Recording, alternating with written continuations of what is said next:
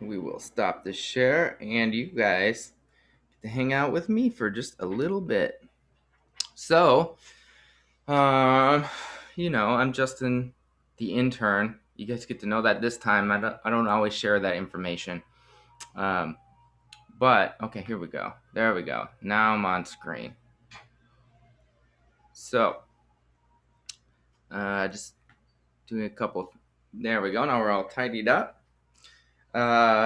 So been nice weather lately, kind of blazing. Finally turned on my air for the first time in this office today, as the computer's pretty hot. And I was outside all week. Finally out in Washington Square Park, actually promoting a short film that I had called Prologue that you guys have heard of. And it played at the Manhattan Film Festival. And so we were out in Washington Square Park seeing all the cool people, all the NYU students in town. And then so after that, we actually won an award at the festival, which was pretty great for Best Romantic Short for Prologue. So that's exciting. And we'll cheers to that. If you guys don't have your drinks already, you guys got about 4 minutes to get that and your pots and pans ready, okay? Because I'm going to ask you to use them very soon. So you better prepare for that. So that was a good weekend for me. Other good news that you guys also know about is that I have the baby on the way.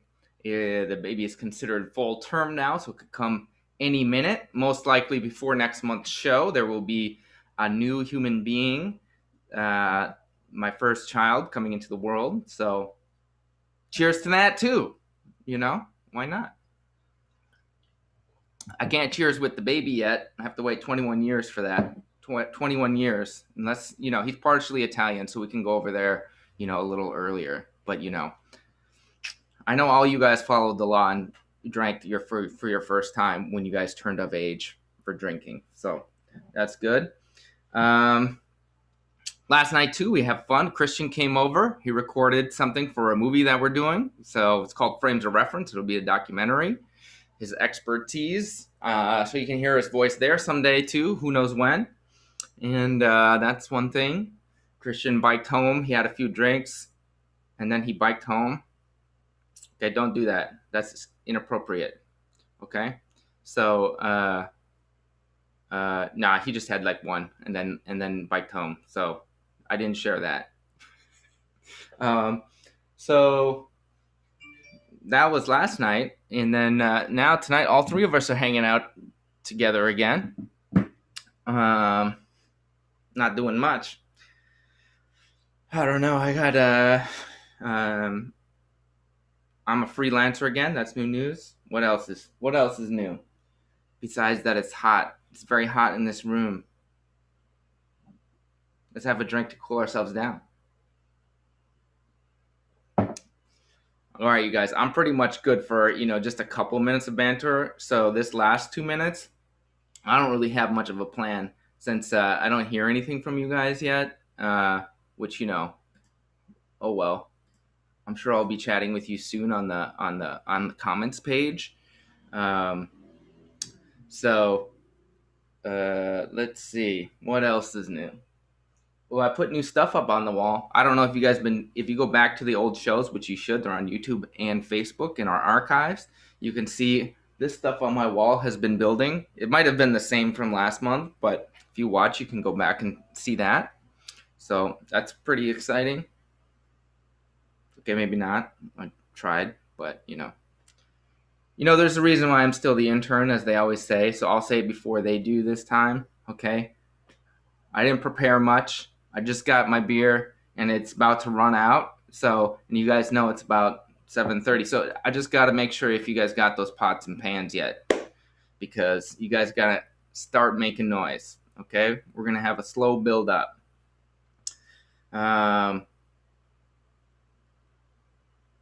Yeah, I don't know. I don't know if we got anything else that's exciting around here. Let's see.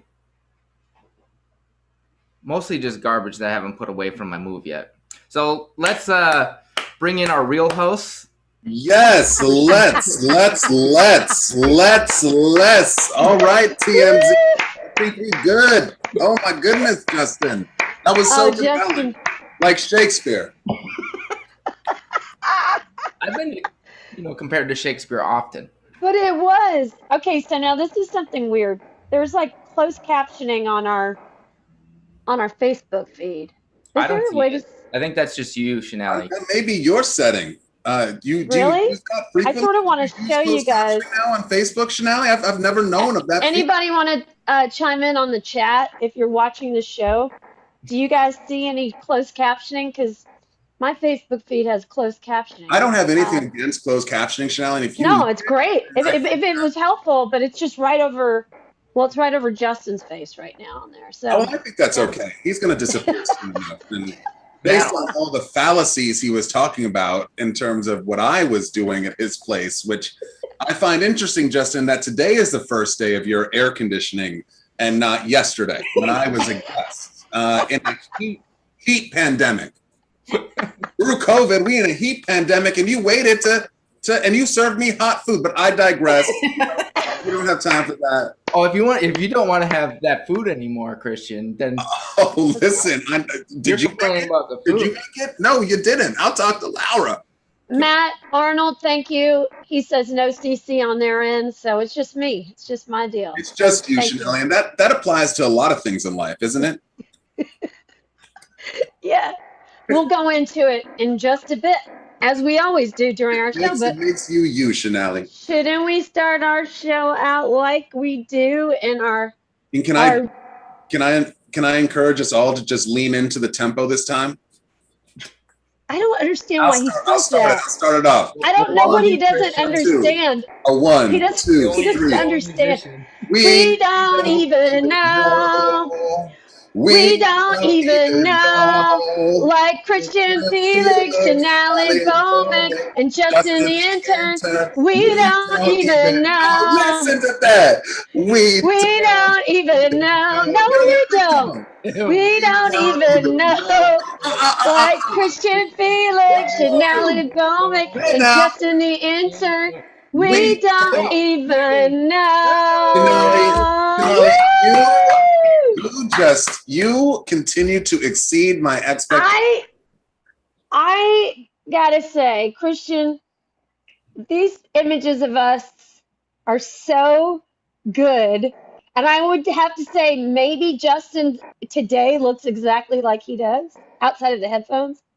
There's been a couple other changes that are imperceptible to the Zoom screen, but we can talk about those changes later. Yeah. Oh, now that's exact. That's so good. With your headphones. But I agree, Shonali, these cards have really stood the test of time. I have to say, you are looking still, wiser, but as good as that picture. Well, thank you. All credit goes to Julie Kim. We love you, Julie. We do, She's in San Francisco. Love her. Love you guys. It's good to be back. It's been a heck of a month. It has. It has. I feel like so much has gone on in this city. We had a mayoral election. We still don't know who that mayor will be, even though we voted last week. It was the first time in my life that I had to do rank voting. I had to choose more than one candidate. It was a little ranked choice voting for the first time. That's impressive because only a few cities have it, and we are one of the first in the United States outside of 1, 2, 3. Like I think Portland, I think Seattle. We're way behind, but it's okay. We're catching up.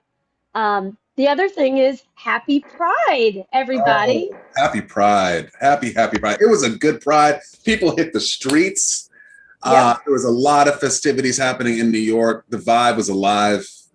Even though we didn't get to have we had virtual and sort of some live events, we didn't have the full-on parade. True. It was still really good vibes in New York City. So fun. I mean, we kind of had our own little Pride celebration our way this year, Shonali. I mean, I think we can share. We have the receipts, if you will.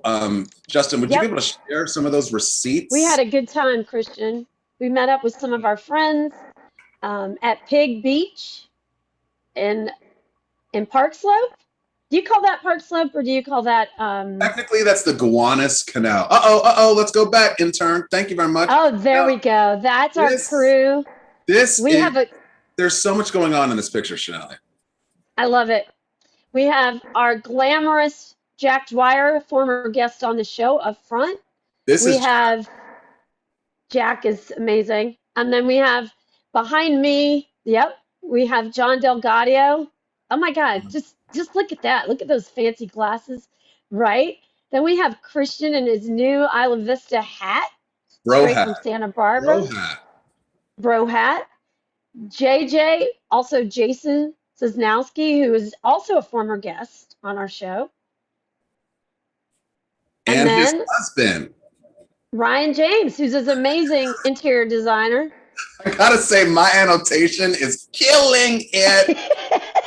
Now, can we focus a little bit on Jack? Because Jack clearly has a look. Now, I'm not saying that you don't have a look. You clearly have a look too. John clearly has a look. But Jack has a look. Now, these that he has in his hand right here, Shonali, do you remember what he is holding right there? Yes, which we were introduced to that day. Those are not headphones, everybody. That is a neck fan that you can put on. The man has everything you ever need.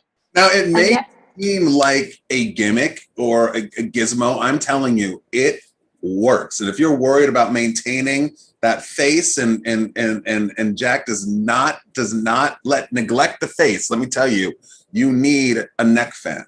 Now, can we also just take a look at just the accents, how everything is brought together, the belt, the top. Yeah, if you can't even see the pants, they're like, I don't even know what you call them. They were like bloomers, but I know I'm not even saying the right name. The shoes, these leopard print shoes. Caftan.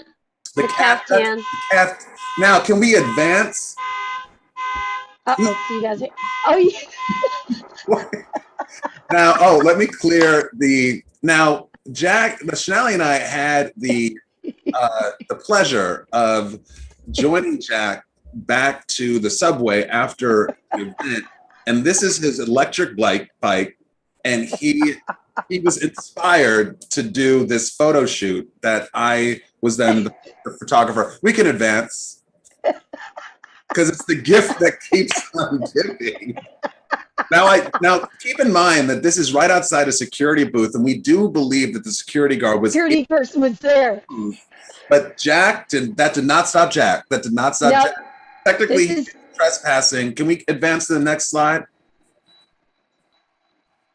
This young man moved to New York just not long before the pandemic, and he has made the best of it. Look at him. I mean, if you follow him on Instagram, you would just die. It's called It's Jack Dwyer. It's Jack Dwyer. I'm telling you, he is gifted with finding the funny, one of a kind, diamond in the rough. So we want to celebrate Jack, our friend, my brother. Happy Pride, Jack. We love you. Happy Pride. Thank you for joining us and making our Pig Beach experience very special. It was so special. We cannot even capture how wonderful that experience was. And that is to say, that was one of the first nights I was out, sort of like, styling with my friends. I say styling, putting on those big glasses that I haven't worn all pandemic, wearing a sort of crop top. That's something I haven't done. But that is in relation to another, this is COVID. Coming out of this means we're all coming out of a whole year of comfort food, comfort living. We haven't been exercising as much as we should. And some of us are also going to the beach. There's like a lot of things that we're having to like balance out in our heads. And then on top of that is just being social again. All of this is to say, Christian, and I'm exhausted. Like, it's already exhausting. What? Let's slow down, because I never thought that I'd hear these words. I mean, Shonali, you put the social and the butterfly into social butterfly. I mean, you are just like, I don't think if you're playing whatever the game you play, charades or this or that, they would act out you as a social butterfly. And you're telling me that you're fatigued. I mean, thank God we have Facebook as a... I don't even know how we did this before. I'm like, how did I manage to, like, I literally I have to say no to just have a night off already. It's been 2 weeks. And it's been every night. There's something. Like, this is so wonderful to sit at home and see you. I'm into Zoom again, you guys. It's been 3 weeks out of the social restriction, and Shonali wants to go back into the Zoom cocoon. Listen, I don't want to go back into the Zoom cocoon. I can relate in the sense that when we are out that last week at Pig Beach, I did start to feel like an old man because I'm like, it's so loud. I'm like shouting to hear my friends. Oh my God. I went to a birthday party in a bar that was like at Pig Beach. We were outside, right? I went to a birthday party at 2A. It's a bar, and there was area to sit outside. I don't even know why people were inside. It was so loud, and it wasn't because of the music. It was people were just so excited to talk. Yeah, I actually, you know what? Couldn't Inside because that's what people do, including you. When it's 90 degrees too. Exactly. But I like being outside, you guys. One day at a time, Shonali. You go back. Yeah. I'll Zoom with you anytime. You just say, Christian, the world's too much. I just need to Zoom with you. Oh, jump on the Zoom. You know what? I appreciate that. And to all of you that can commiserate with me, I'm there for you. I just know that this isn't as easy as everyone thinks it. I think we all thought maybe seeing each other would be the best, and it is great. But how many of each other can we see? There's only so much time, and money. It's expensive. Of all of Shonali's friends that are listening, now you're going to be asking yourself, who did she say yes to because she said no to me? That if you got sacrificed, you better check. It's expensive too. I mean, you've thought it is expensive to be out like we were. I mean, it's like we actually have, especially in a year where we weren't making money. There's a lot to contend with. There's a lot going on. So good luck. We love you guys. Hang in there. We're here for you right now, for you, to be with you. Write to us on the feed. We'd love that. And we have an awesome show.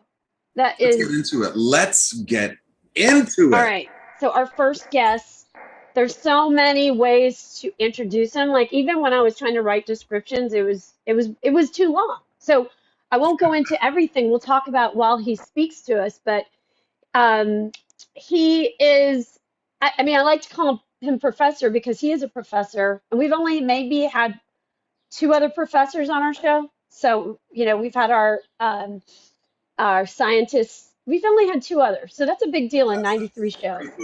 Professor. That's you. Oh, that's your. He's a historian. He's a cultural critic. He is this, I'm going to say, expert in experimental music, avant-garde jazz, like a world that I love to always learn more and more about. He's an author. We'll talk about his new book. His name is Cisco Bradley, and we're going to have him in. Excited to see him. Hi, Cisco. Bring it. We'll turn on your video. It'll happen. It's just a slow roll. But Christian and I are so happy you're here. Hey! What's up? Hi, Cisco. Now, I just want to make sure that you're on mute. I think you're on mute. Am I on mute? There you go. You can hear me, right? Yeah.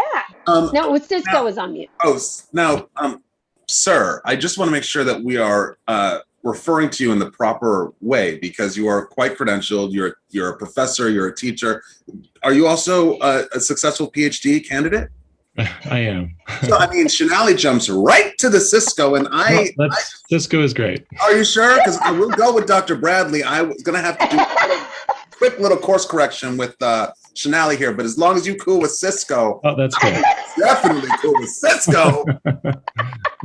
Cisco's also a new papa, a new dad. Just, yeah. There's lots going on in his life. Well, can I just ask you real quick before we move? I got so many questions, but before we move on, what do you think is the biggest surprise that you have as a new dad that you were like, oh, this is really different from what I thought it was going to be? Is there any particular thing like the feeding or the changing or the making the sleeping or the bathing or any of that? There's so much. Yeah, well, I have an older daughter who's about 10 and a half. Oh, okay. So this is not a new thing. No, but I think to me, you just assume every child's going to be the same. So this child is very different. So quieter and calmer already. so that's a change. It's just all those things, where you're expecting one thing and you get another. So. Get another. Wonderful. Very cool. See, yeah. So he's the father of 2 girls. Yes. I'm so excited for any of my friends to have daughters, like great men that have daughters. It's like that's a good thing. That's a good thing. But thank you for being here, Cisco. Christian and I are just very honored you're here. I just want you to know that you're one of the guests that we have that I've received the first sort of fan that was just geeked out that you were going to be here. So you have fans, and I'm sure you know that, but you're a professor. There's not that many professors that probably have people geeking out about them. I just so that's exceptional. It's well deserved. You've done so many. Before we get into the deep stuff, Shonali, I didn't mean to interrupt you. Before we get into the deep stuff, I'm so curious. Where does Cisco come from? Did you inherit that name? Is it short for something? I mean, it activates so many images in my mind. I'm just like, where does it come from? Because it's such a cool name. Well, my formal name obviously is Francis Bradley. Nobody calls me that. No one ever has. And I think really the story is my mom started calling me Cisco when I was very young because she thought they were going to call me Frank. That was the plan. And they thought Frank was just a grown-up person's name. So they couldn't call a little kid Frank. So they started calling me Cisco, I think as like a joke and almost in a way. And it just stuck. And I've always said it's just hard to be Cisco one day and Frank the next. It's nothing against the name Frank. It's just it's a big change. So I stuck with Cisco. Now, as Cisco ended up going out into the ether, was your mom cool with that, or was she like, when are you going to be Frank? Yeah, no, she was okay with it. I think both of my parents actually, by the time I had grown up to teenage years or some age where I would have maybe chosen to change my name, I think they actually were glad that I stuck with Cisco. Oh, that's so interesting. My mom always had really strong opinions about my name, Christian. Yeah. Really, Christian represents different things to different people, if you know what I mean, And so, her line to me was like, you will always be Christian. Don't let anybody call you Chris. And that really lasted up and through my adult life. So it's great that parents have some strong opinions about names, but it's so cool that came from your mom. So thanks for sharing. Yeah. Thank you. I was going to just jump into, there's so much. This gentleman's done so much, but could I just dive right into you being a professor that, in fact, at Pratt, I'm not even sure what you teach exactly. What do you teach? I teach various aspects of cultural and social history, which that might sound, dry. I don't know, but social history, essentially the historical study of power dynamics within any given society, which I think is, those things are always at play. And I think really important to understand kind of, the implications of whether it's political stuff or cultural stuff or whatever, and kind of how that plays out socially. And then of course, cultural history, where I do study, I guess, what academics call cultural production. And that is really, when people create culture. So primarily music, but I do it in various ways. And so I teach in that way. And I also, I do a lot of stuff with, I guess, what we now call social networks, but, looking at them historically back, several hundred years and imagining what people's kinds of social connections were in those times and how that influenced them to create culture. So that's kind of how it all comes together for me. Can I ask you a question about cultural production, culture creation? Because you are a cultural producer. That's who you are. I was expecting icon, but okay. But Cisco, the question was and is. I'm not talking about you, Christian. I was talking about Cisco, just so you know. Well, I was expecting icon in that case as well. Cisco, the question is, in respect to cultural production, is one of the determining factors of whether it becomes culture as to whether or not it is shared.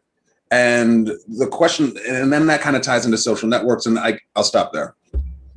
Yeah, whether it's shared, that's interesting. I mean, at some point it has to be shared for it to become culture. And I think, yeah, we used to do that in lots of, different ways that are very different than today, of course. I mean, now, social media is kind of like this ultimate kind of, social network for everybody, but people had other ways of doing it, 100 years ago or 100, 200 years ago or whatever. So, I think in many ways we're doing it similarly via social media. It's just like a different kind of format or a different kind of process.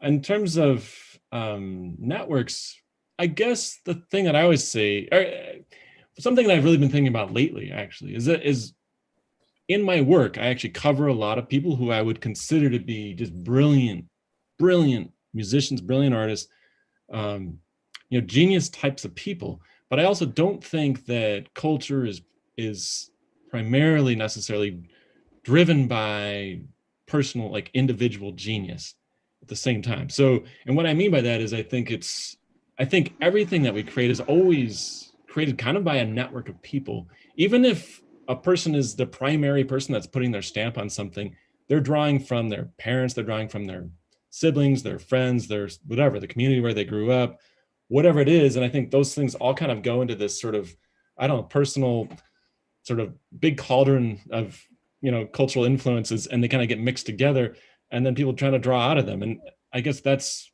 what I try to look at when I'm thinking about culture in a bit more of a sophisticated sense.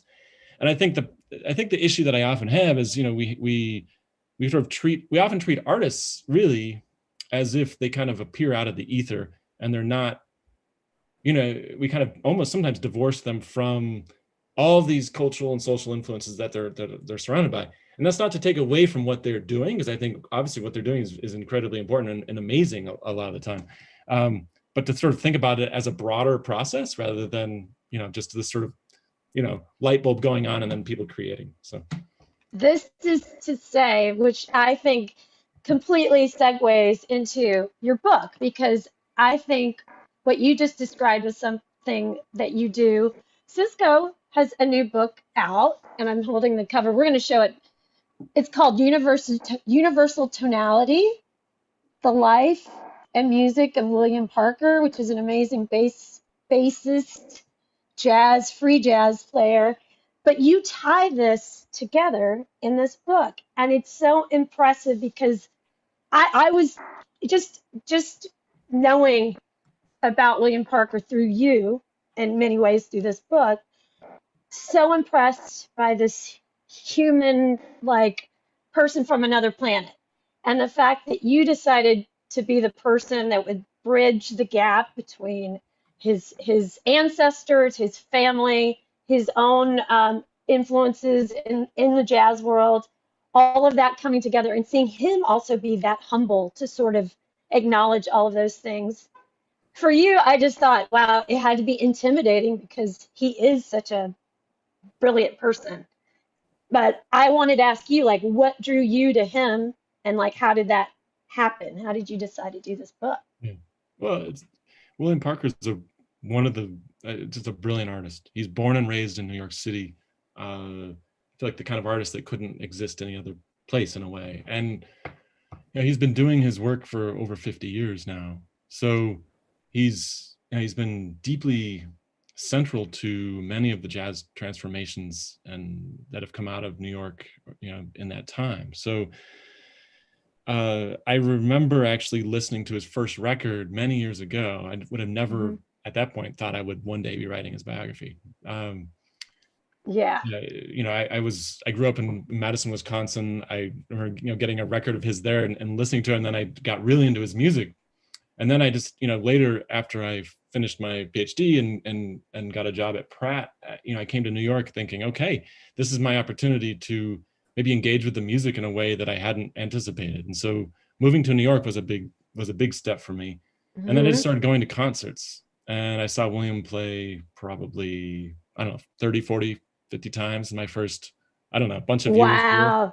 He cool. He plays a lot. He plays, different groups and stuff. So for me, it was just a process of really getting into his music. And of course, I was seeing lots of other musicians as well, and writing about it. Because I started a website called jazzrightnow.com. Yeah. I do a lot of interviews and a lot of reviews and things. So that's where it started for me. And then I just approached him at some point about doing an interview for the website with no intention of doing working towards a book. And we had such a good time talking with each other. I just felt like we were kind of on the same wavelength, and we had a vibe in terms of talking with each other. I always felt like he was very sincere, very open, never any type, he's not a person that ever was trying to sort of present a different kind of image of himself. I feel like he was always speaking very much from the heart. Excuse me. So I think, for that, I feel like it's just a good match. And such a good match. He has diaries from when he was a kid for you to share with us. And what he's sharing at 15 is definitely not what I was writing in my 15-year-old diary. I was talking about boys and rock and roll, and I mean, maybe it was my version, but I wanted to share just one thing from that when he was 15, because it really blew me away. And I thought, this person has an awareness, we're all different. And he lives, I think, with intentionality from a young age. He knows where he's going and what he needs to learn. So this is him at 15. It says, one day flowers began to grow in my room. Beautiful flowers, their petals were made from the poetry of life. Flowers made from music, dance, painting. Made of happy children who live in a place where there has never been or will there ever be war. A place where every human being is encouraged to shine as bright as possible and not to be penalized for it. These flowers are made of the absence of famine and human brutality. I did not ask for these flowers, nor to my knowledge do I water or care for them. They continue to grow, and I continue to pick them. They are changing my life. A 15-year-old kid in the South Bronx wrote this in his diary. And Cisco, what did he tell you that meant to him? What was he saying? Can I chime in for a quick second? Yeah.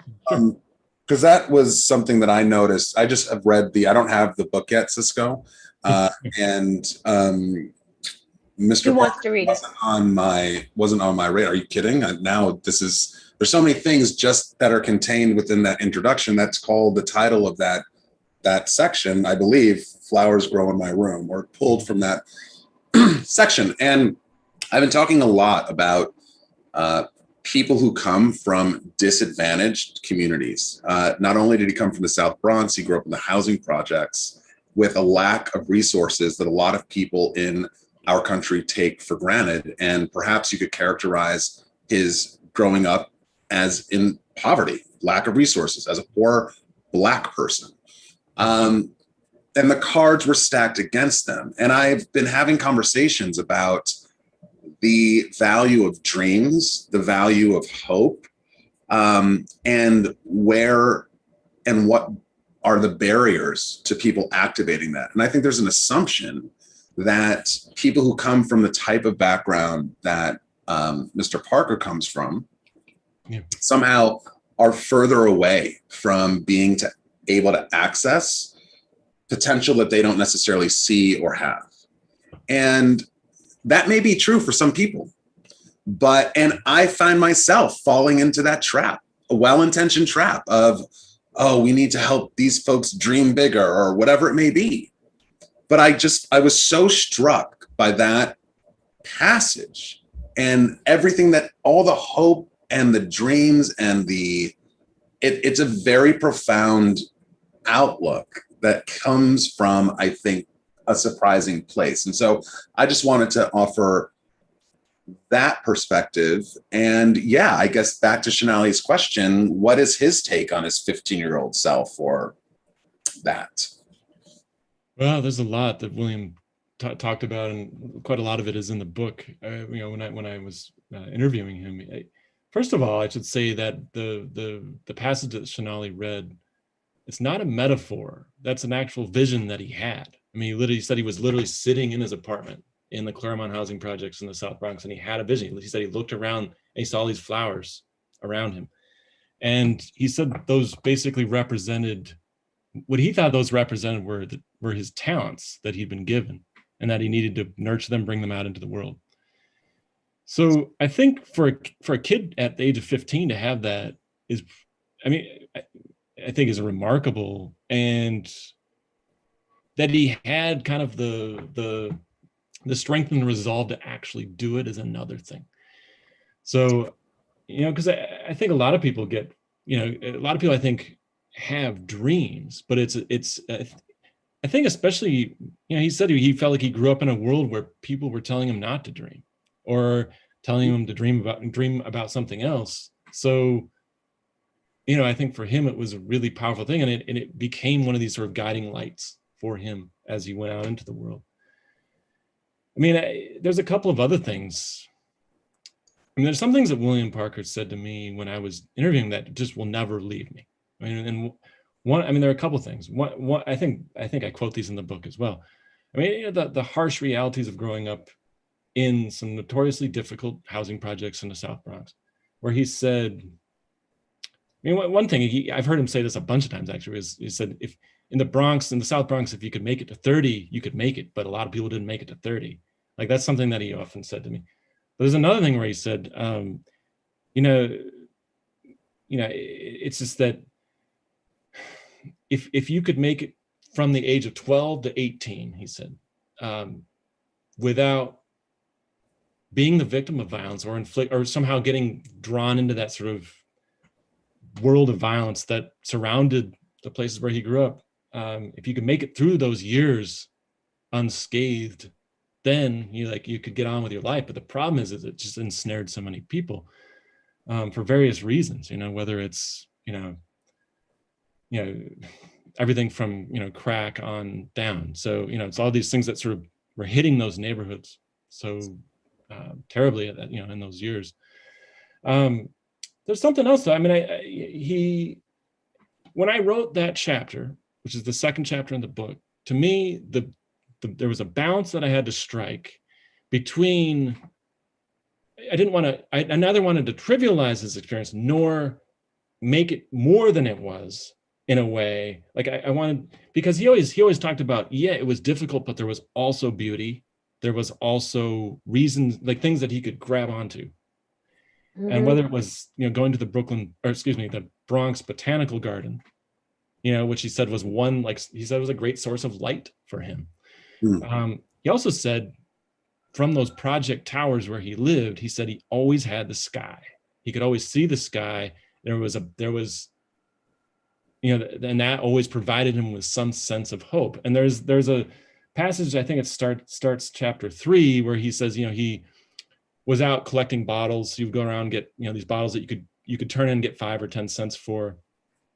And he said at one moment where he was out on the street collecting these bottles, he looked back up over his shoulder, and he looked up and he saw the light shining through across the project, sort of creating like a silhouette against the sky. And he said that's when he realized light reaches you no matter where you are.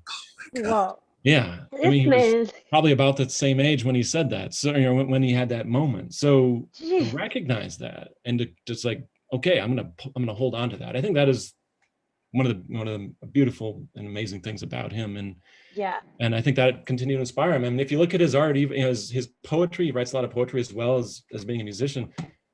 The imagery that he has is often of these moments. He hasn't run away from them. He's actually embraced them, and they've been a source of strength. That is so the role of an artist, which was another excerpt you had of his, which blew me away. I sold a book for you today just by virtue of sharing that with a friend, and I told him about you, but I was like, this man's philosophy of music and art just fills my heart in a way where it feels like I'm doing what I need to be doing too. It's just that reinforcement that you need as a struggling artist to remember there's a reason there are others that also are forging that path, and it's just light and positivity, and you can do it. It's about that process. And so beautifully done. The name of the book, Universal Tonality, and I may be taking this in probably maybe not even the right direction, but I was just hearing a lot of the same themes in respect to how you were talking about culture and artists, and this notion of this kind of shared cosmos of creativity and this notion of universal tonality. And I'm going to really get woo-woo, and we don't have to go in this direction, but, there's a lot of talk about unidentified this and that and things that can't be explained by science. And ultimately, what I'm taking away from that is I do believe there's a lot about the universe that we don't know. And there's a lot about us that we don't know. And I think that this philosophy, because in addition to being an artist and a this and a that, he is a philosopher, is so compelling to me to think about. And you could apply it not just to music and not just to art, but you can apply it to so many different aspects of us as human beings. And that's something that I'm really taking away, and something that I think, this kind of perspective can come from anywhere, and oftentimes comes from, I guess diamond in the rough is something that I would liken it to, but also the unremarkableness of it, because it's something that can be accessible to everybody. So it's almost like a contradictory thing. But yes, like a really profound subject, and it's so impressive. Really great also that you've connected his story and you spend so much time to it, from what I understand, reading the outline, of just providing so much context and history, and that he himself is one that's very connected to his past, and it's something that informs his present and his future. And in a time, in a day, in an age where we are living in a country that cannot reconcile and sit with its past collectively, and that it's such a divisive subject of just a shared history. I'm wondering, like, based on like working with him and based on your own work as a professor in this interesting intersection of all these various different forces that inform our experience, where do you fall on that? Like, in where do you think his perspective fits into this broader national debate, if you will? Right. Well, I mean, there's so much to say there. I think, I mean, how to approach that question. I mean, number one, I mean, we're living in a country that's currently, I mean, there's a chunk of the population that wants to not teach critical race theory. I mean, critical race theory, we're hearing about it all the time now. I mean, essentially they're trying to not talk about race in that's what classes, it is. Which just race. I mean, I basically that's really it.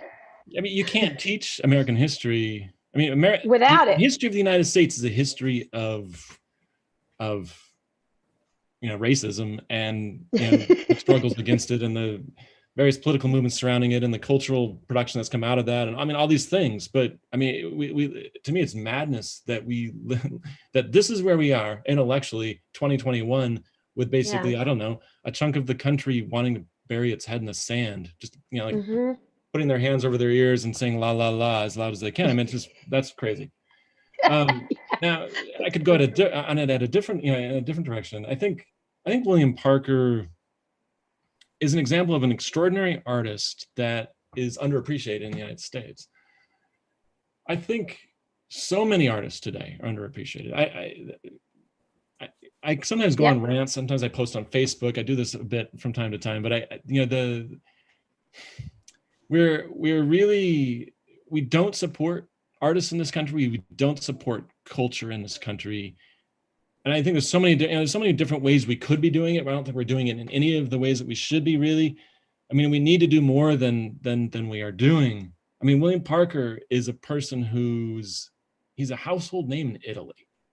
People have stopped him on the street and asked him for his autograph while he's walking down the street in cities in Italy. But he can walk down the street in the East Village where he lives, and people might not know who he is. So why is that? I mean, the ignorance of this type of stuff, it's not accident. It doesn't just happen. It's produced. So, we need to do something to just sort of educate ourselves about the extraordinary artists that come out of this country. And I think, I just had a friend stopping through here from Atlanta to go to France, and she's a superstar in France. She lives in Atlanta, Georgia. Her name's Shannon Wright. She's just brilliant. And that question, we just discuss all the time. Like she's such a gift, and she's from here.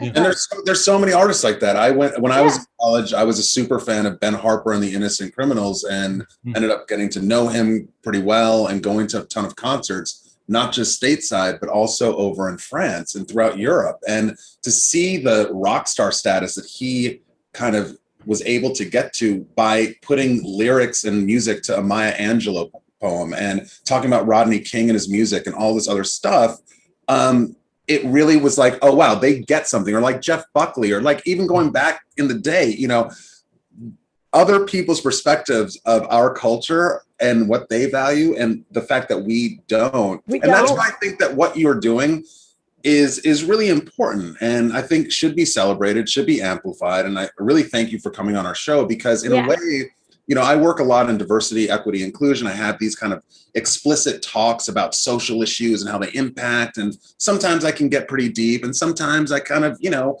am feeling a little bit more like checking the box. And it's kind of been like wrestling with me, kind of where I'm going to figure that out. But I think the type of contributions you're making by being a white looking and maybe identifying person, having this conversation with somebody like William Parker, celebrating this kind of culture, underlying and underscoring the importance of history. And also from I felt like there was kind of a bit of a shared history that you were able to discover with William Parker. And that all is like super compelling. And it's not like in your face, it's like check out this history and like celebrate. Yeah. I think that's just as important as, I know that you do other things about having tough conversations and all that stuff. So not to say that that's not as important, but jazz right now is important. You're living, you're doing, and it's so appreciated. And the fact that you do have Uber fans I'm so excited. That's a good thing. You know, people are noticing your work. And like before I ever met you, our friend Jordan was geeked out. I know he's worked with you since then, but he was so excited that Cisco was at one of our shows. And I was like, Jordan's one of the coolest people. That's awesome. And that's sort of how, beyond the fact that he's married to Jenny Romer, who is one of our former guests, an amazing, talented human being who also just wrote a book. But you're doing the work. That was what always gives me hope. That's what this show is about. And thank you. Yeah. So if you want to send me an autograph, you can just to Christian. Best regards, Cisco. We're going to share the book cover again. Too. We'll share the book again, too, to make sure everyone gets it. I know that Justin shared the website. Yes! It's such an awesome book. It is. Let's celebrate this book, people. And someday we'll meet William. Maybe he could be on the live show at some point, you know? In the future. He would love to join. That would be first of all, I wanted to say I'm a huge Shannon Wright fan. Just wanted to drop that in there. Oh, wow, Cisco! That's wonderful. So she's coming back this week. So I will. Oh, cool. You guys need to be connected. You should talk to her. Her life story is like mind blowing. Yeah, a remarkable story. Yeah, awesome. Thank you so much for having me on the show. It's been a real honor. We love you. We love you. Love you. All the responsibilities. It sounds like it's an easier ride this time than the last one, but thank you for joining us. And then take care of yourself in this heat. It's hot. Yes. Yeah, you too. And I know it's hotter there in the city. So yeah. Send our love to Rain and Jenny. Bye. Oh, all right. That cooler than that. Wow. Man. Wow, that is so. That man. Whew, I'm pretty sure that. He's doing the good work. He's doing the good work. He's doing it, and he's inspiring us. I mean, that's what we want. We're like, if you can inspire us, you're doing a good job. Inspire Shonali. You can inspire anybody. No, the opposite. You're doing good work. We got a big really good work. And Shonali, I got to say, your reading was beautiful. Thank you. I had it pulled up on my phone, and I'm like, we are so aligned as it's that moment you have with your co-host. You're like, aw, good co-host. I love you, Christian. You know, I mean, that's why you're with me. That's why you're with me. Look, I think I think we're gonna get Justin on here real quick to share one thing because we just want him to get it all out before he has this child of his. Justin, we're so excited for you. You just heard Cisco. He happens this to be his second baby, so he's a little bit ahead of you. But we wanted to give you some time because, in a weeks, you're going to be a new father. So I think this is a good time for you to do your own, get it off your chest. And this is we're just going to leave it out. Can we just really make this the big deal that it is? This is the first time that we've decided to devote an entire segment of Get It Off Your Chest. Yeah. And we're in the 93rd, 4th, 5th episode. And all this time, we've never devoted it to one person. We're devoting it to you, Justin, and you get one grievance to get off your chest. So I hope that you take it. All right, but we're going to do the chant. We're going to do the chant for you. Right now, you ready? 2. We got to go. 1, 2, 3. Get it off. Get it off your chest. Get it off. Get it off your chest. Get it up. Get it off. Get it off your chest. Get it up. I love Zoom. All right. And it's all round every time. Okay, Justin. I've been hearing about these for a long time, and so I've been thinking the thing that bothers me the most after the 93 episodes is when, I don't mind like belt loops normally, right? But when people go out and have their belt loops on their pants exposed, okay, I find that dangerous, okay? So if you don't have any belt in your belt loops, okay, hooked on any biker that comes by, you could get snatched in the doorway when you walk into the subway, okay? That's a problem. I find it as a safety hazard. Now, if you put a belt in there, it's not that much to hold on to, okay? Or let's say if you have a shirt and you cover your belt loops, okay? So This is coming from a man about to have a baby. Just remember, Justin, he's got lots on his mind. So much other things on your mind, and I know you have other things to get off your chest, and you chose other people belt loop. Some things are important. Belt loops. I mean, this is. I'm just saying we all see the world differently. Shonali, after this experience, I think we should consider changing Justin's title. I was thinking that too. But don't tell him what it is yet. Don't tell him what it is. And something special. Yes. We'll figure it out. But Justin, that was a very unique get it off your chest. You know what? He's in a space. You know how they have the mush brain before, like belt loops is what came to him. I know. Shonali, you got to make sure whenever you get Zachary some new pants, no belt loops. Got to no belt loops with Zachary. Or a belt with hanging wild and free. His baby will be the only baby with a belt on. So thank you, Justin. We want to thank you. We love you. Thank you. Is there any is Matt Arnold in the audience tonight? I see Micaiah. I think Micaiah's there. Good to see you guys. Send everyone our love. Tell them we're with them, and happy post-vaccine. It's time. I mean, real quick, I just got to say before, I know we got to move on, but just real quick, I did go over to Justin's house for dinner and he opened the door and he had a big old Band-Aid over his ear. And I was like, Justin, what happened? And he said, Christian, you won't believe it. You won't believe it. Chuckling. He was trimming his beard himself and he sliced his ear to the point that it was gushing blood. And there we go. And it really begs the question, who's going to give the baby the first haircut? I know it's not going to be you, Justin. Well, you know what, Christian, if we had discussed this before, we would have expected a belt loop. If man's cutting his own ear, he's going to talk about belt loops. Belt loops. Shonali, do you have any afflictions? I cut myself, you guys, today on a sardine can. And you guys know, Justin and I made a film and Christian called Sardines Out of a Can. Is that crazy or what? That is really, that's like art imitating life. Now, I don't have any, the battle scars are gone, but I was on a Zoom and I was playing with a hangnail. And at the very end of the Zoom, first time me meeting these people, professional capacity, I didn't realize, and I go and say goodbye at the end of the Zoom, and blood is just dripping down my entire hand. and everybody's like, and then next thing you know, the meeting like ends. And so I can share with everybody, whether you slice your ear, if you're Justin, whether you're opening and eating out of sardine cans like Shonali still after all these years, or you're like me that play with hangnails, you want to make sure that you have a Zoom first aid kit. Okay, you have a Zoom first aid kit that's close. It has some hand cleanse wipes, very quiet. Perhaps you want to tear them before. Same with the Band-Aids, maybe take them out of the packaging. Even if you have suppressed background noise, you'd be surprised how loud these Band-Aids are.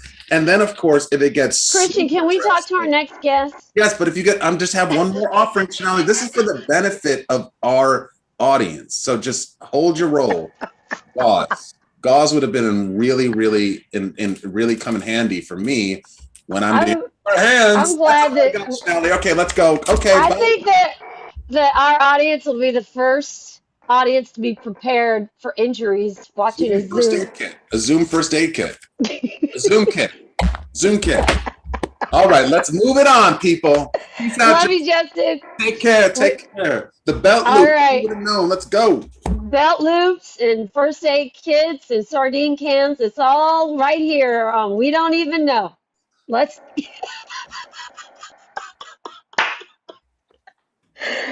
Oh, and on that note, it's a great note to bring our next guest in because I think she will understand what we're going through. She is a brilliant comedian, writer, actress. She really blew me away the last time I saw her perform, which was on a virtual comedy show. If you can blow somebody away on a virtual comedy show, my goodness. Anyway, I saw her. I was like, okay, I want her to be one of my best friends too. So I've been dying. We asked her to be on the show last month. She was busy. Here she is today. LaKendra Tues. Let's hear it for her. Let's give it up for LaKendra. I'm so happy she's here from Hollywood. She's in Los Angeles. She still made it. City of Angels. Oh, check it out. Yes! That's phenomenal. Phenomenal. Look at that beautiful woman. Oh, we can't hear you. Oh, no, you're on mute. You're on mute. Oh, now. Hey! There we go. You know what? Zoom should have a thing where, like, when it's, like, it should say, hey, here's the camera so you can see what you look like first. Why don't they do that? Hey, Zoom, do that. That's a good idea. Yeah, because they're like testing, speaking in the microphone, but I'm like, I want to test myself. Right. You know what, LaKendra? I may have to follow up with you because I have a lot of Zoom tips, like the Zoom first aid kit, and I might be able to help you with that little camera technique too. Yes. Help me, because I haven't mastered Zooming yet. Well, thank you for joining us. Thank you for being here. You look fantastic. How is LA? I hear that LA is just sizzling up like New York. Is it like super hot there or is it calmed down? No, it's getting really hot, but it's summertime. So it makes sense. Every summer everybody's like, oh, it's so hot. It's summertime. Like that's the whole idea of summertime. Do you like the heat? Do you like being outside? Do you like being able to I do. I love not wear jackets and stuff like that? Yes. I love that. I love heat. I love sunshine. That's why I always say, like, I don't love New York. I like New York. Like, that's what my t-shirt says. I like New York. Because I don't like snow. I don't like rain.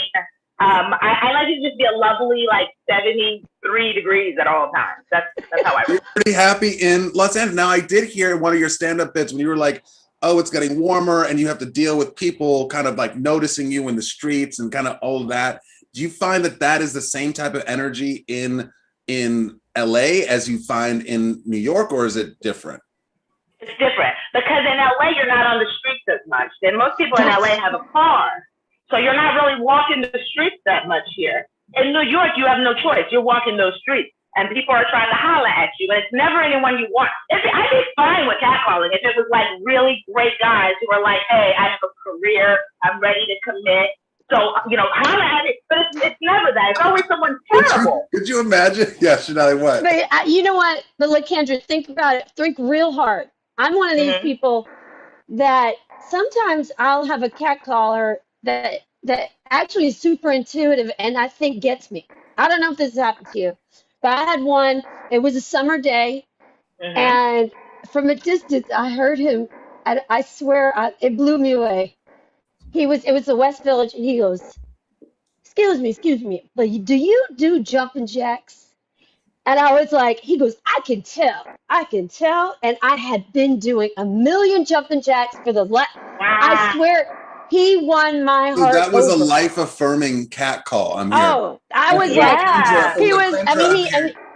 I was all about him, but How long have you guys been together?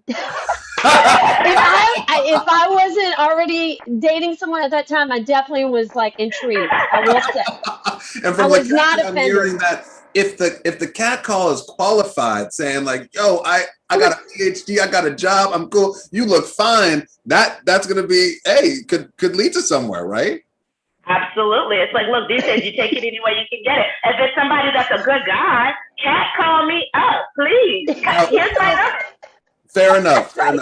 Now, That's this may surprise you, but I actually have experienced. I had myself have experienced catcalling. Now, it hasn't been for a while. But I used to run in the park, and I used to. I would run with my shirt off. I'd roll my shirt off, and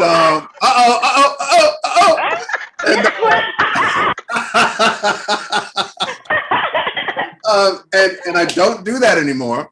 But when I did, I would get catcalled. Now, I would get catcalled by a very specific demographic. They would typically be women who would be old enough to be my grandma. That's who would be cat. Oh, hey now. Okay. So it was a cougar call. It was, well, what's older than a cougar? You know what I'm saying? Like, what's a you a lioness. Yeah. I think a lioness. Eartha Kitt. Yeah.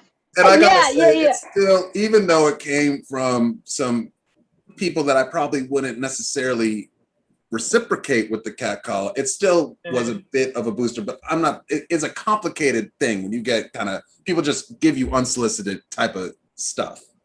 Well, you know what the difference is between men and women? For women, we're always in a situation where we could maybe be a victim. Yeah. So, for you, them grandmas, they're probably not going to really be able to do any harm to you. Sure. You don't have to worry That's a about really them good grandmas, following you back to your head. We have to worry about that. We have to be thinking like, man, hold up. I'm going to wait you up at the next stop.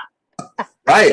Right. No, that's a really good point. Thank you for giving us LaKendra, well, I was raving about your comedy. I just loved her right away.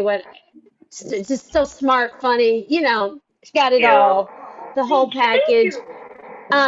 What is happening in that world for you? Like, this is a hard time for everybody, so I don't even know how to ask that question, but are you feeling inspired? Are you tired? What is happening? Are you ready to get out there again in the clubs? What are you feeling? Okay. Am I ready? I like doing stand-up, but I don't know that I want to be like out in the clubs. Like, I don't think I'd ever be one of like the stand-up that wants to like go on tour and be like, hey, this weekend I'm performing in Arkansas at some podunk place. Like, I don't want to do that. I've been writing a lot. I love to write, and that's really where I've been putting my effort. Is just like that's what I want. I want my comedy to be doing something on a larger platform. And I decided, especially after the year we've had, I only want to do work that uplifts and celebrates Black people and Black joy. That is what I want. That's me. Because that's what I want to do. That's what inspires me. That's what makes me feel excited about getting back to work, whatever back to work is going to mean for me. I went through, I had a really rough time. Like, I was really sad because I tried to convince myself that I'm an introvert. I was like, no. I like staying in. Even when the quarantine lifted, I'm not going anywhere. And it's like, well, that's not who I am. I actually do love being around people. I do. And I miss that. I realized I get a lot of my inspiration just from like being around people. And I hadn't been around anybody in a while. I hadn't had a chat with a stranger at the grocery store in over a year, and that was really strange for me. So I have been adjusting and just like figuring out other ways to just like stay busy and stay active. And even if it's just doing some exercise classes on YouTube and doing things like that, just to like not lose my mind. Because my mind was trying to leave me. She was trying to go. And I said, no, mind.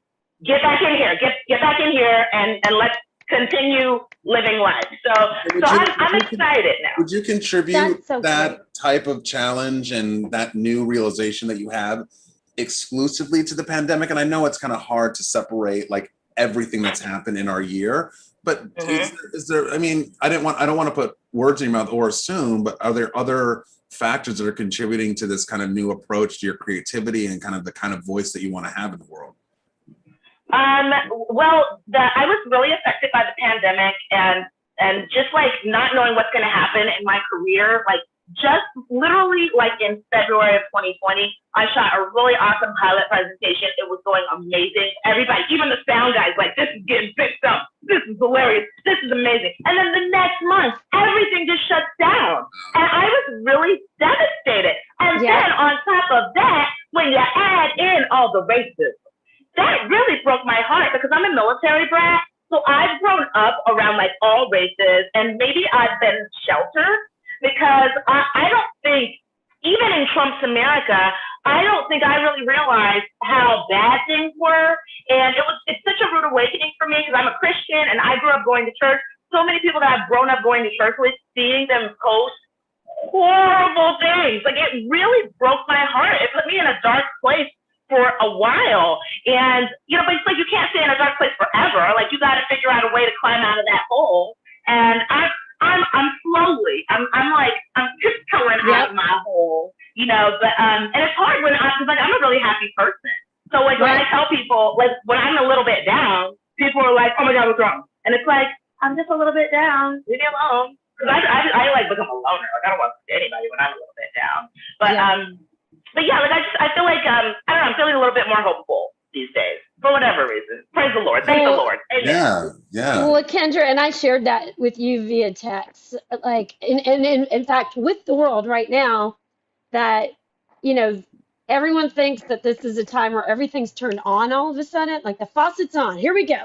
And the fact is, this past year, and I did talk to someone where I was pretty stunned, but I was like, we've had the threat of our lives being taken away from us, but not just by a disease, by a president who intentionally, I mean, there's just too much to go into, but I was like, I'm a little more suspect of people that actually were functioning really well and able to, like, you know, write their screen, whatever it is. I'm like, are you serious? You weren't paralyzed by this and like freaked out every day? And if you managed to sell a show, that's amazing.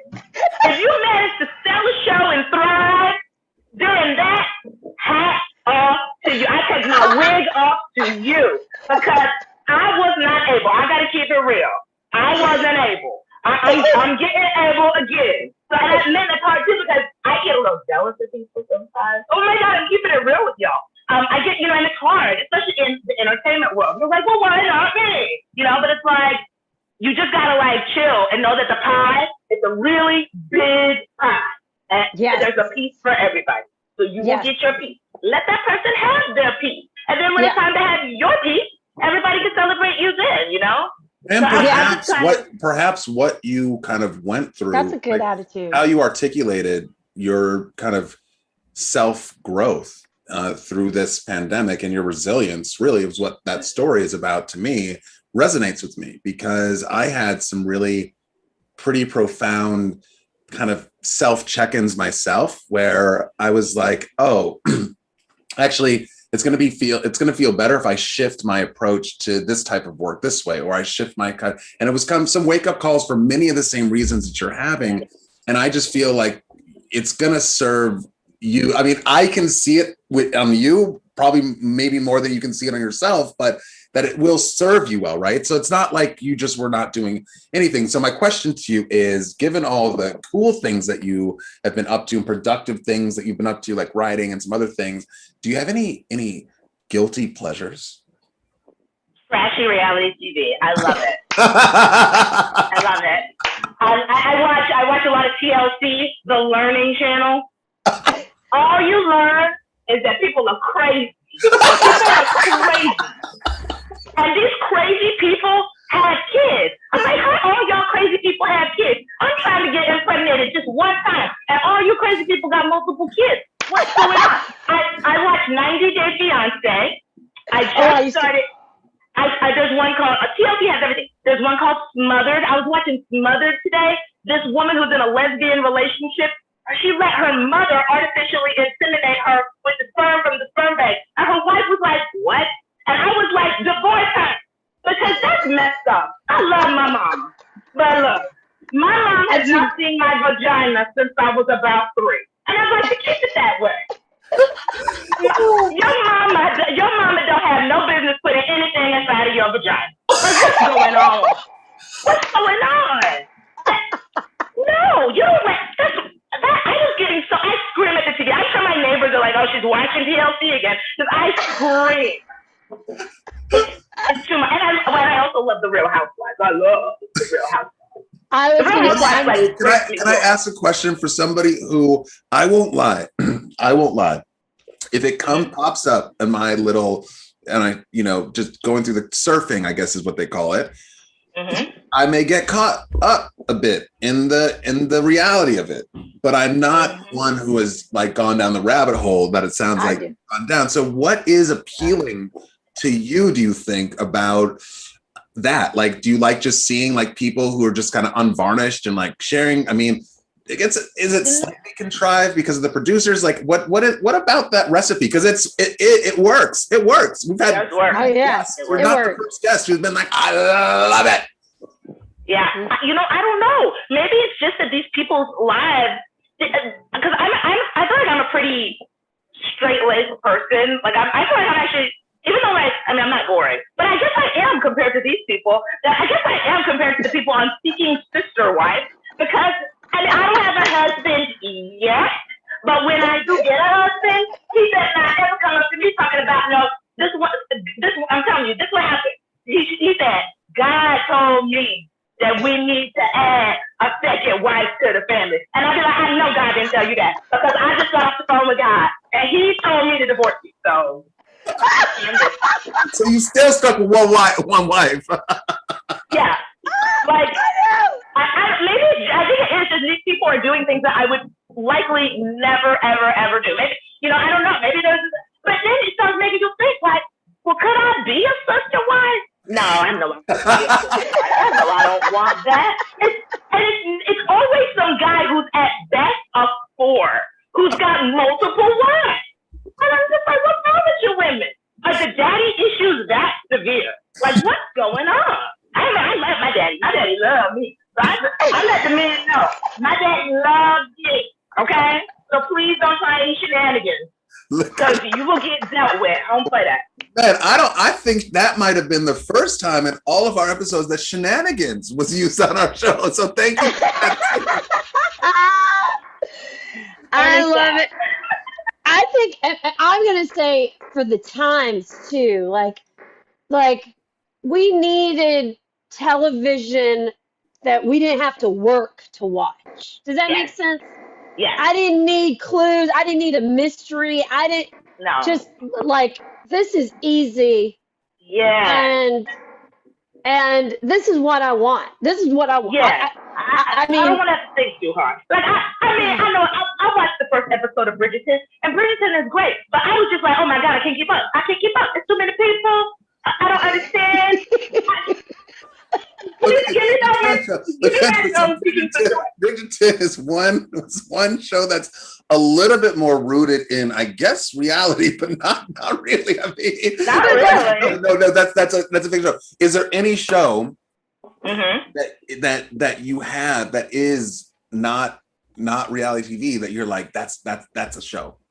A scripted show, current or any time? It can be any time.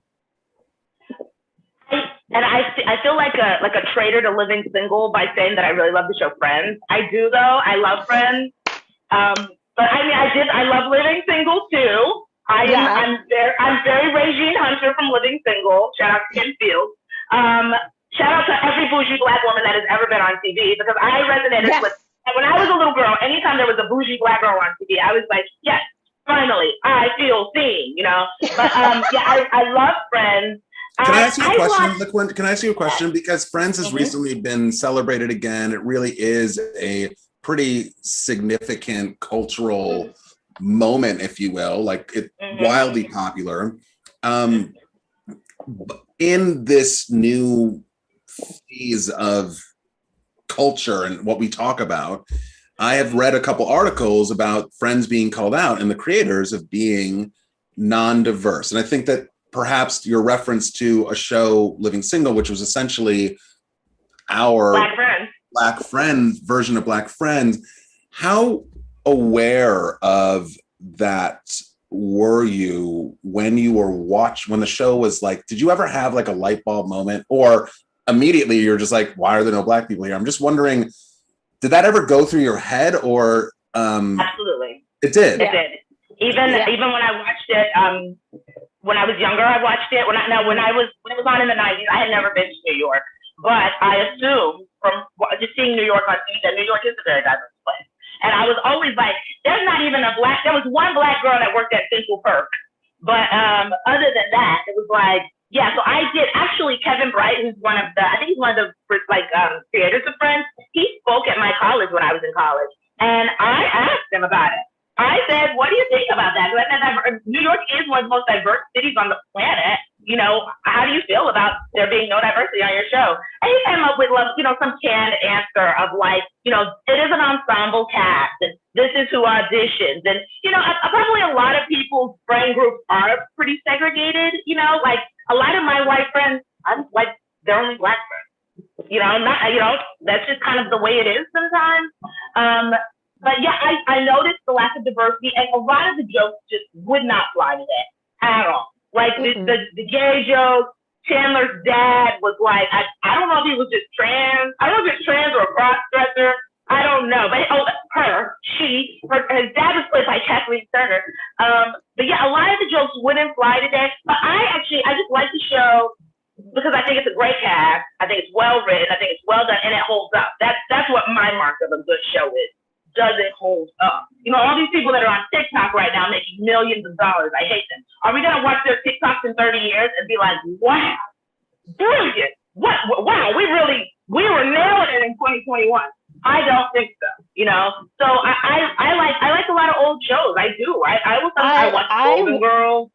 I watch every night. I still watch Martin marathons all the time. Oh, I love Martin. Oh my God, Martin is like, that show cannot not bring me joy. Like even the old, like the more recent ones that weren't as funny still are funnier than Martin Lawrence.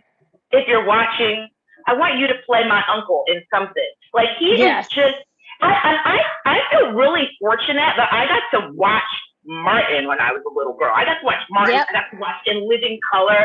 I got to see these Black people not just be funny, but just act a fool. They were having so much fun on that set.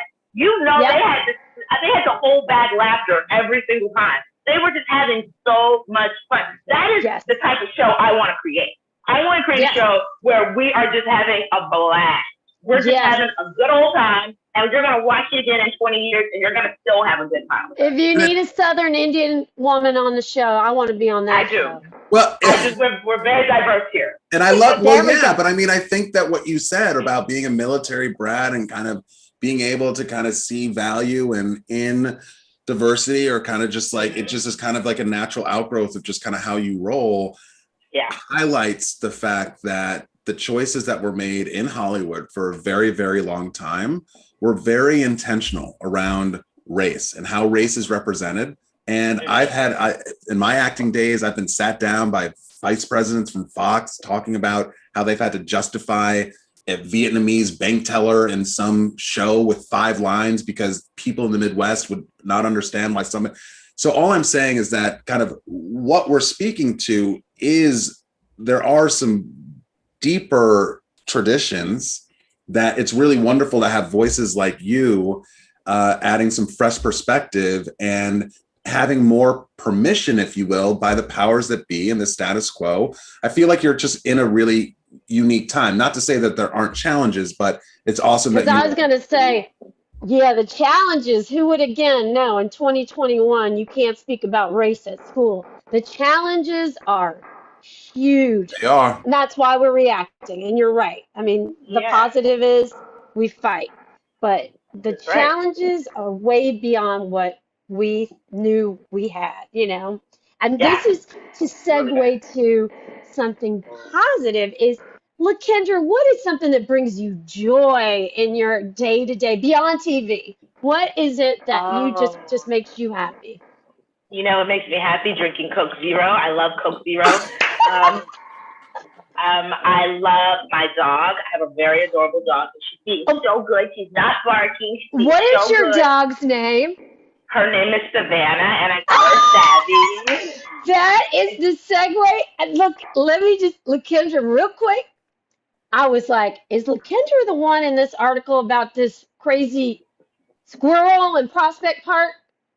And it says LaKendra Tues is walking down in Prospect Park with her Chihuahua Savannah, and she said, and you answered a question. It was a New York Post, and it's a very personal story to us because Christian is scared of crazy squirrels. And I saw that story, and I He was like, doesn't oh my God. know. This is I news. have no idea what you're talking about. Oh my Okay, so let's talk. Well, first of all, what is your dog's name? Her name is Savannah, She just said and I call her Savvy. I talked to the New York Post when? In I didn't even know. 2017 17. about rabid Wow. squirrels, and I live near Prospect Park, and there is a I used to live in Town Heights. we talk Tell about her- urban wildlife on this show. Tell And her my what she challenge is- said in that article. Please tell her. Basically, what she said. you said that you would kick this rabid squirrel's butt. That you and the dog would, And your dog would too. I and stand by it. you would. You would. This My is in position is not 2017. You said, "Are you kidding me? Who's scared of a little squirrel?" Now, let me tell you something, LaKendra. I was living in this neighborhood in 2017, and as I read that story, it really did start to activate some strong memories for myself. I remember that year of the rabid squirrel, where there were some squirrels in Prospect Park that just weren't acting right, and they were being a little bit more aggressive. Now, I'm telling you something. I admire your courageousness, okay? And I don't know the kind of squirrels that are out in LA. I can't really remember. But what I'm going to tell you right now is squirrels can climb trees. And in some cases, they can fly. So you best believe Savannah better watch out if they encountering I'm not saying that Savvy isn't tough, but you better watch it. Let me tell you something. A squirrel will rule the day across the duck because I am a fierce mama bear, and my little baby bear, we don't play. We are two very strong Black women. If a squirrel comes at us, that squirrel better be praying to Jesus because we're going to let him, we're going to, pardon the pun, we're going to go nuts on the squirrel. Oh my God, that's the best. I didn't even know we were going to get to that. I'm so glad we talked about your dog because I don't remember doing that at all. I stopped Googling myself I Googled myself once in like 2015 and then never again. So I have no idea. But you know what though? I'm afraid of rodents. But I would fight for my dog. Like part of the reason I don't want to live in New York anymore is because I don't like the rats. And in my apartment in Brooklyn, I had a mouse problem, and it was like probably one of the worst things I've ever been through in my life. It was really, really bad. Yeah, in LA, we don't have that. No, and it's true. No offense to Savannah. You never know how big one of those mice or rats can be. They can take you away. Oh, look, that's the story. That's the story. Drastic. I have to read it. Look at it. See it right there. I would kick it and kill it for LaKendra Tues as she took her Chihuahua Savannah for a walk. I'm not going to sit here and be a victim of some squirrel. 30-something. 30-something. Excuse me. In 2017. Come on. I was playing 26 and 2017. Come on now. 30-something. Come on. Oh my God. Oh my God. I like that. 30-something. Okay, fine. Oh, girl. Wow. That is the perfect ending to our talk with you, even though we would love to talk to you for so long, much longer. I would love to get in, You've done so much because you've done stand-up. You've lived here. You were writing at SNL. You're now working on shows, pitching shows. You're you. I saw your reel. I know you're not looking at your reel, but you're so funny. You can do imitations of so many people. Your Oprah was killing me. I was like, oh my God.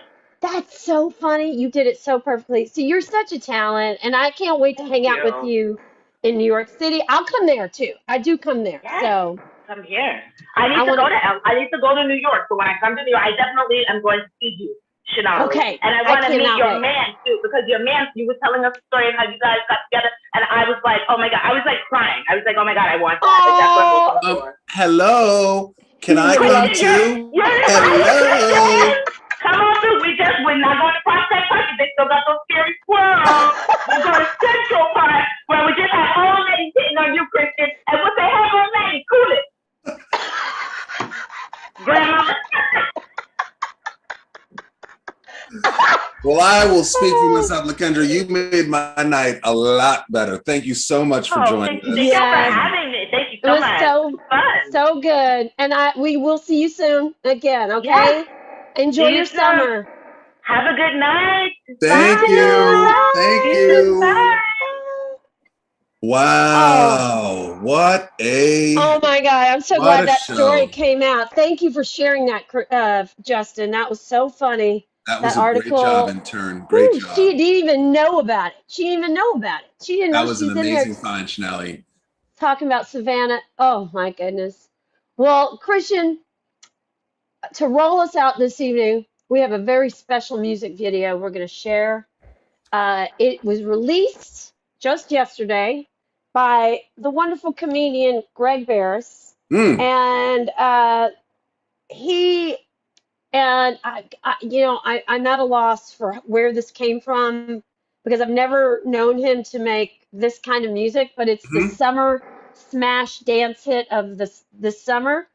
It's called Galamus. And Justin, do you mind sharing? You guys enjoy this. We want to thank you guys all. Thank you, everybody, for being with us.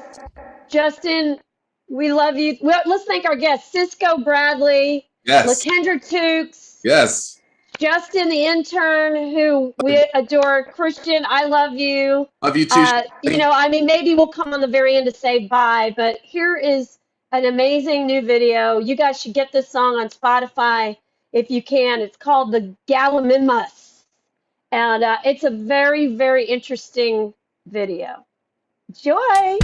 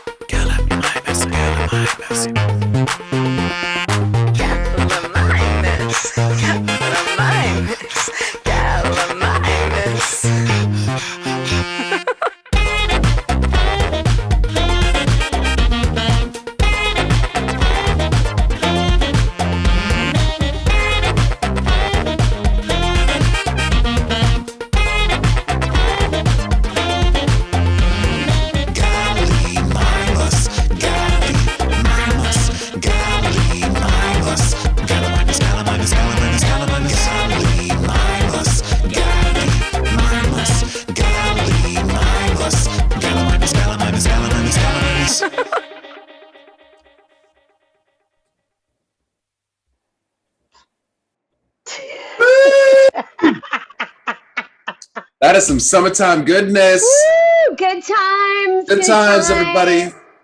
Justin, come in here to say goodnight. And thank you so much. Thanks for holding the fort down.